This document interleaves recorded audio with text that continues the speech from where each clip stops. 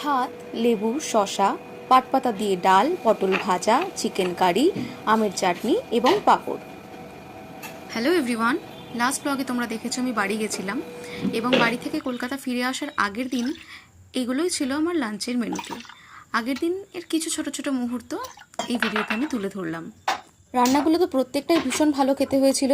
আর এই পাটপাতার ডাল, এছাড়া পাটপাতার শাক, বিশেষ করে পাটপাতার বড়া আমার ভীষণ খেতে ভালো লাগে। আগেই বলেছিলাম বাড়িতে গেলে 3-4 বার চা তো আমার চলেই, আর যখন একান্ত মা করতে পারে না বা ঘুমাচ্ছে তখন আমি করে নিই, সেটারই প্রস্তুতি চলছিল। তার মধ্যে চা খাওয়ার পর চলে এসেছিল আমার ভাইপো। তোর কটা দাঁত পড়েছে বেচারা পড়ার মাঝখানে 5 মিনিটের কটা গ্যাপ দাঁত নিয়ে এই পড়েছে? ঘরে দেখা করতে এসেছিল। টাটা। ওর বয়স 7.5। পড়াশোনার পাশাপাশি কিন্তু ও কম্পিউটার, ড্রয়িং, যোগা এগুলো শেখে। এত কম্পিটিশন, ক্রাইটেরিয়া আর চাপের মাঝখানে আজকালকার বাচ্চাগুলি শৈশবটাই বোধহয় কোথায় হারিয়ে গেল।